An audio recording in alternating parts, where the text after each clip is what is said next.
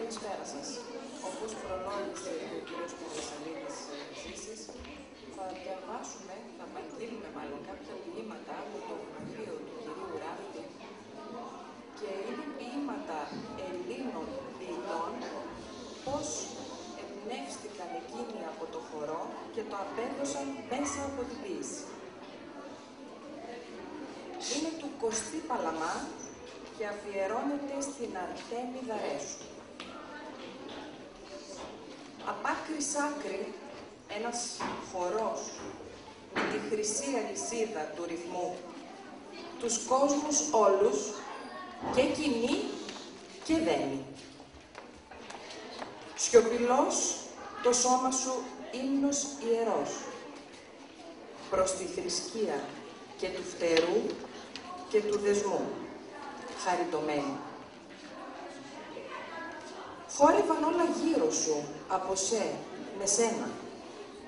Τ' άνθη που μας ταράντιζε το ευγενικό σου χέρι, το κυματάκι πέρα εκεί το βραδινό. Κάποια τραγούδια στου ποιητή τη θύμηση φερμένη και ο λόγος ο σεξπυρικός τη φαντασία του χάιδευε σαν Άριελ μαγικός. Καλή μου, όταν γεννήθηκες, χόρευε ένα αστέρι στον ουρανό. Από το χορό στην ποίηση. Σαράνιος Παυλέας, Νίκος Αλέξης Ασλάνογλου και Αγγέλα Μάντσου. Στο θερινό μου πουκάμισο θέλω να παίξουν όλα τα κλαριά. Θέλω να γελάσω ένα γέλιο πλατή, όσο είναι όλος ο κόσμος. Θέλω να γελάσω ένα γέλιο ζεστό, όσο το καλοκαίρι της καρδιάς μας. Θέλω να χορέψω σε έναν παγκόσμιο χορό, όπου οι άνθρωποι ανταμώνονται με το τραγούδι. Όπως ένα νήσιο δασί δροσίζονται τα ζώα και τα πτηνά. Ψυχή μου, χόρεψες όλο το καλοκαίρι.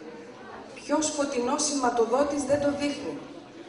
Ξεδίπλωσες το σώμα σου στον ήλιο του μεσημεριού. Κολύμπησες τα μάτια σου στα δέντρα και στον κάμπο. Κυλίστηκες στην αμμουδιά. Τσαλάκωσες τον ουρανό. Χόρεψες ως το χάραμα στην ακροθαλασσιά. Μέσα στον κόσμο, στα γραμμόφωνα, στη θλίψη. Ψυχή μου, χόρεψες για ένα μόνο καλοκαίρι. Έχουμε μέσα μας μια μικρή χορεύτρια, με εύθραυστα βήματα και το σώμα της, γεμάτο πουλιά. Πάνω στην άμμο της μουσικής, ταξιδεύει.